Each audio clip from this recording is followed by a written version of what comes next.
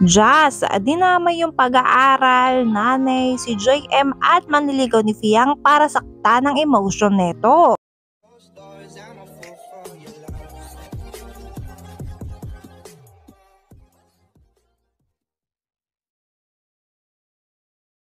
Sobrang patindi talaga ng patindi mga ka-DJ ang kaganapan sa bahay ni Kuya. Nagkaroon daw kasi mga ka-DJ kagabi ng debate. At yung debate na yung mga ka-DJ ay makakasakit talaga ng damdamin nyo. Kaso mga ka-DJ tila masyado daw naging below the belt itong si Auntie mo Jazz kay Fiang, kung saan sinabihan niya ito ng, proud ka ba nakagraduate ka pero wala kang natutunan?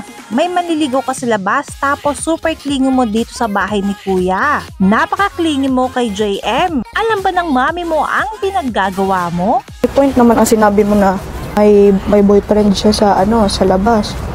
Pinapaalahanan mo lang sa mama niya kung alam ba ng mama niya na ganyan yung mga gawa niya. O proud ba siya na kapag graduate siya na naway matunan, di ba anak imangon na walang natutunan. Parang ganun ba? Girl lang siya kasi parang natamaan yung niya.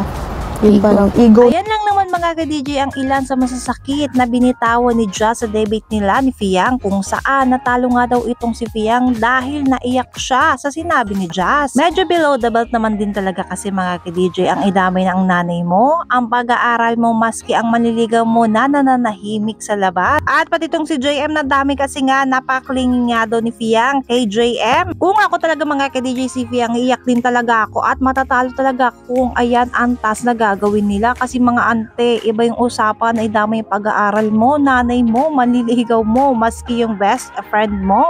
Kung po ako, ma-realize po niya na kuan nga, tama no, naman day ko manliligaw sa gawas. Dili porket na sinabihan mo siya na masasakit, sakit na yun sa kanya. Feel ko hindi niya ma-realize kasi galit lang. Kung puro mga teens ang kasama ko, maging bata din ako. Hindi pa na siguro nila mag-gets talaga.